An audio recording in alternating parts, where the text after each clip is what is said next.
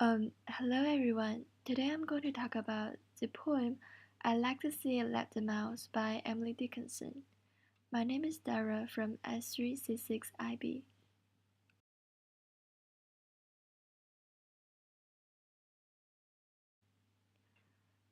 So here's a table of contents.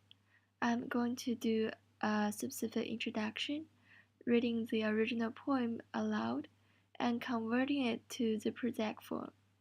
And then I'm going to do detailed analysis on figures of speech, language, and structure. Then is the conclusion and glossary.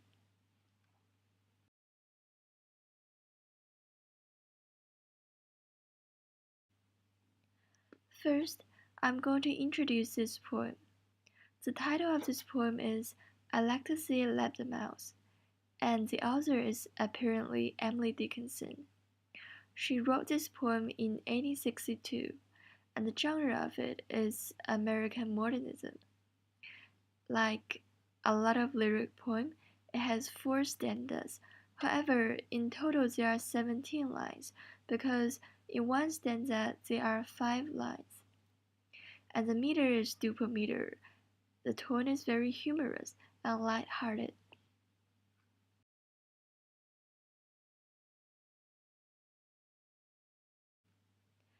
Here is the original poem, and I'm going to read it aloud so that you can see how rhythmically it is sound like and the rhyme of it, the upbeat and downbeat, as I marked out in the picture.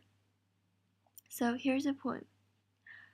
I like to see it lap the mouse and lick the valleys up and stop to feed itself at tanks and then prodigious step around a pile of mountains and supercilious pier, in shanties by the side of roads, and then a quarry pair, to fit the strips and crawl between, complaining all the while, in horrid hooting stanza, then chase itself downhill.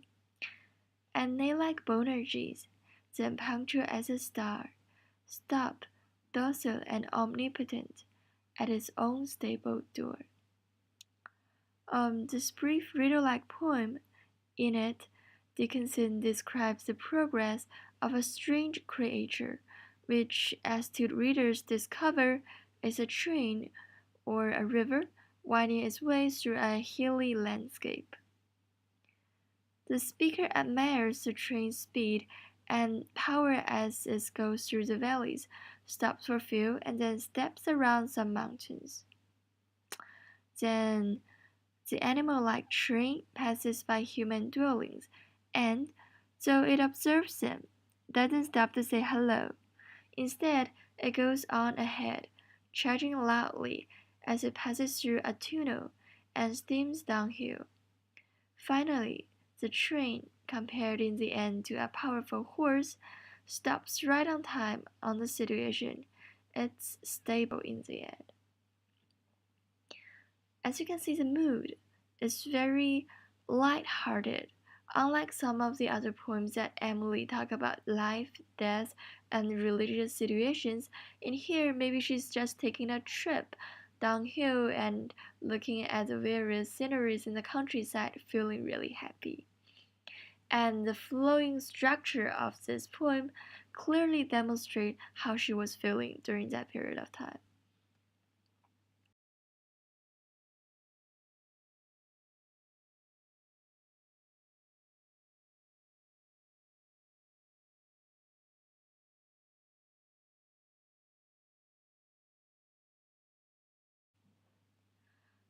Next, I'm going to read the project form of this poem.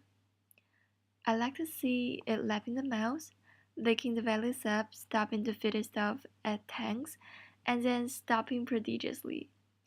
It goes around a pile of mountains and around supercilious pier, in shanties by the side of roads, and then a quarry pair. It goes around to feed its ribs and crawl between. It complains all the while in horrid and hooting stanza, then chases itself downhill.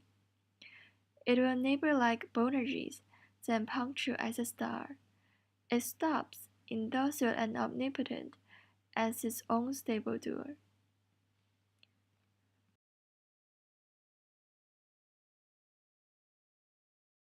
Now comparing the prose with the poem, the prose is more flowing, as you can hear with my voice, and it's clearer about the pronoun of it, like I.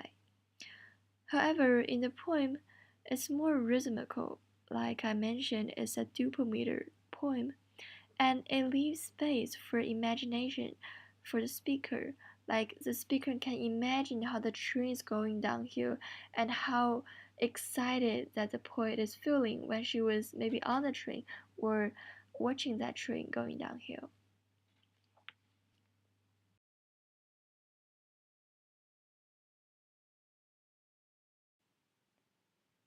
And finally, I'm going to analyze on the details of this poem.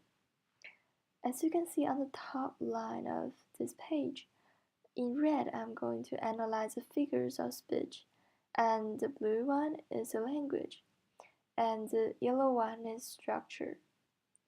First, I'm going to analyze on the figures of speech. Mainly, there are three figures that the author Emily used in this poem. One is hyperbole, one is alliteration, and the other one is personification. I'm going to analyze the hyperbole first.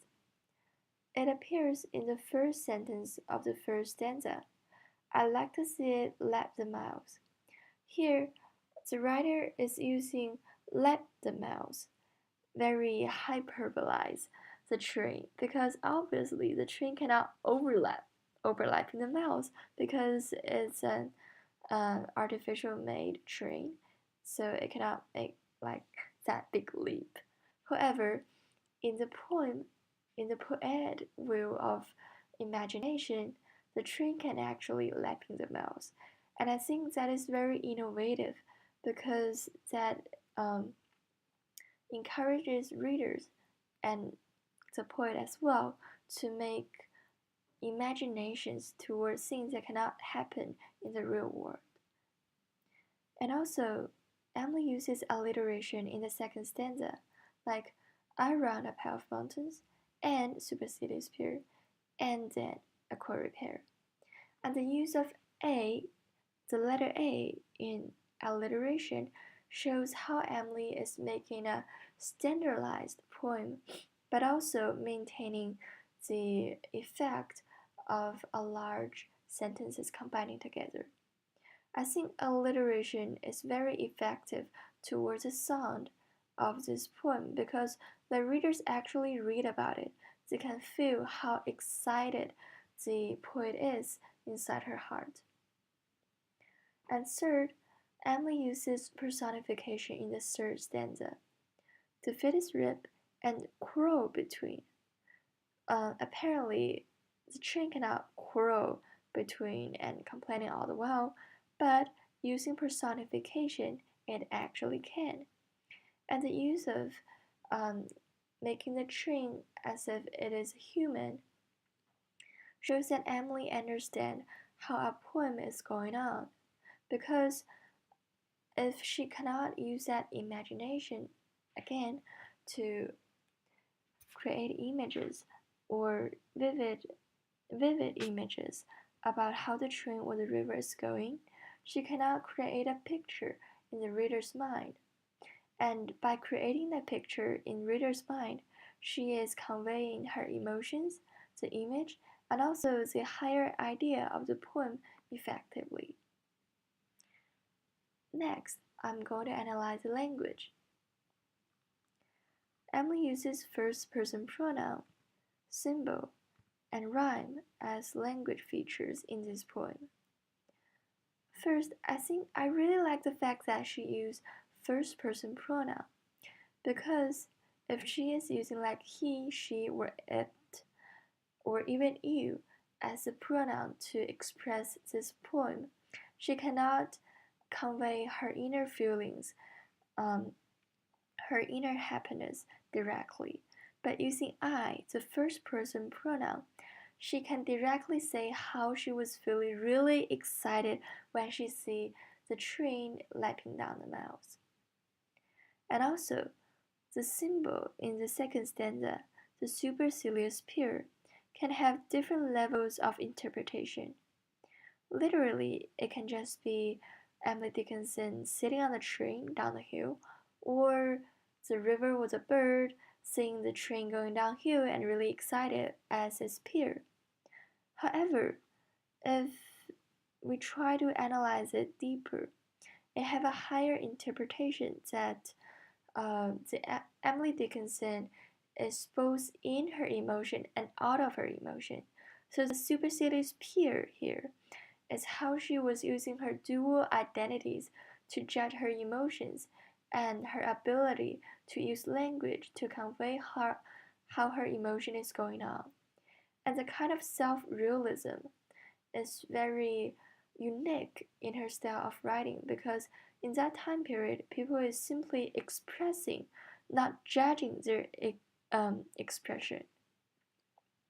Besides, the rhyme in the last stanza punctured as a star and as its own stable doer.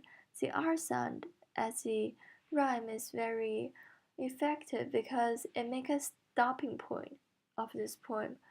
However, the feeling of it doesn't really stop, so it leaves many spaces for readers to understand this poem deeper.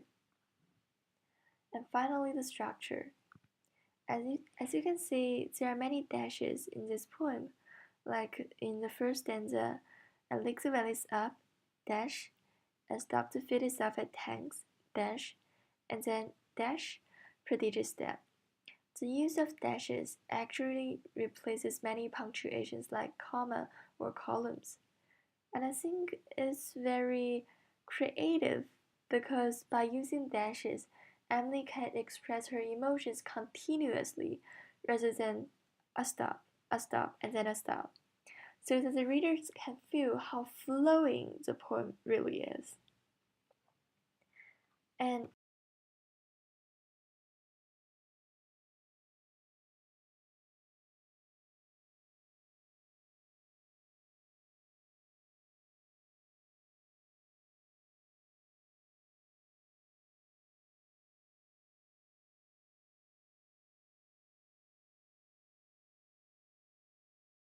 in conclusion, the meter of the poem, the figures of speech, language, and structure of the poem all add up to the effect of the imagery of a fast going train or river around mountain, expressing the excitement of the poet.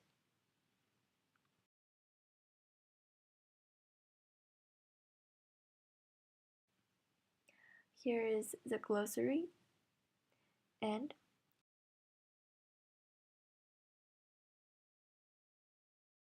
here is a reference list.